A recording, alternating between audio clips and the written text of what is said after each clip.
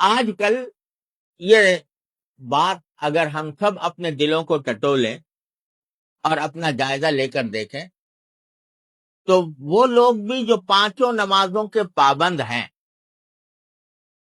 وہ اگر اپنی نمازوں کی طرف ذرا متوجہ ہوں تو شاید ہی کوئی اللہ کا بندہ ایسا ہوگا جو نماز کے اندر خشوع کا ویسا اہتمام کرتا ہو جیسا کہ مطلوب. اور بعض لوگ تو بالکل مایوس ہو جاتے ہیں اور یہ سمجھتے ہیں کہ ہم سے خشوع ہو نہیں سکتا کیونکہ ہمارا دل و دماغ جب نماز پڑھنا شروع کرتے ہیں تو دل کہیں ہے دماغ کہیں ہے. اور عام طور سے حالت یہ ہوتی ہے کہ جب آدمی نے نماز شروع کی تو ایسا ہوا جیسے کہ کوئی سوئچ آن کر دیا گیا اور آٹومیٹک مشین کی طرح زبان سے الفاظ نکل رہے ہیں اور نکلتے جا رہے ہیں. دل کہیں ہے دھیان کہیں ہے اور نہ سجدے میں دھیان ہے نہ قرات میں دھیان. یہاں تک کہ بعض اوقات ایسا ہوتا ہے کہ جب نماز پڑھ کے آدمی فارغ ہوا اگر اس سے کوئی پوچھے کہ پہلی رکعت میں کون سی سورت پڑھی تھی اور دوسری رکعت میں کون سی سورت پڑھی تھی تو بعض اوقات یہ بھی یاد نہیں ہے.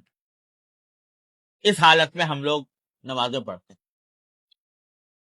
تو بسا اوقات دل میں یہ خیال ہوتا ہے کہ جب اللہ تعالیٰ فرما رہے ہیں کہ نماز بھی ضروری نہیں ہے بلکہ خشوع بھی ضروری ہے تو بعض اوقات مایوسی پیدا ہونے لگتی ہے. لوگ اپنی نماز کے بارے میں یہ سوچتے ہیں کہ بھئی ہم کیا ہماری نمازیں کیا ہیں یہ تو ٹکریں مارنا ہے اور یہ اللہ تعالیٰ کے ہاں قبول ہونے والی نماز نہیں ہے. لہذا اپنی اس نماز کی ناقدری کر کے مایوسی میں مبتلا ہو جاتا اور اس مایوسی کا نتیجہ بعض اوقات شیطان یوں بہکاتا ہے کہ جب تم سے وہ نماز صحیح طریقے سے ادا ہوتی نہیں قابل قبول نہیں تو پھر کیا ضرورت ہے اس محنت کرنے. لہذا بعض اوقات نماز ہی سے محروم کرا دیتا ہے. تو میں تھوڑی سی بات عرض کرنا چاہتا ہوں کہ خشوع کا کیا مطلب ہے اور کس طرح ہم اس کے اوپر عمل کر سکتے ہیں. قرآن کریم کی اس حکم پر کس طرح عمل کیا جاتا ہے. دراصل بات یہ ہے کہ خشوع کے معنی یہ ہے کہ اپنے اختیار سے آدمی ان الفاظ کی طرف دھیان دے جو وہ زبان سے ادا کر رہا ہے.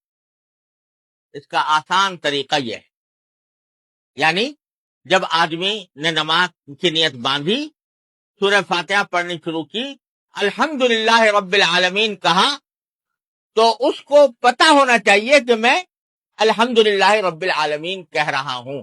اپنے اختیار سے اپنا دھیان اپنی توجہ اپنا خیال ان الفاظ کی طرف لگائے جو وہ زبان سے ادا کر رہا ہے. یہ اتنا کر لے گا تو خشوع حاصل ہو جائے گا. اب کیونکہ اللہ تبارک و تعالیٰ نے کوئی ایسا کام انسان کے ذمے فرض نہیں کیا جو اس کے اختیار سے باہر ہو اور جو اس کی طاقت سے باہر ہو. اس واسطے اگر بے اختیار کچھ خیالات دل میں آ گئے تو وہ خشوع کے منافی نہیں. اللہ تعالیٰ کے یہاں سے معاف.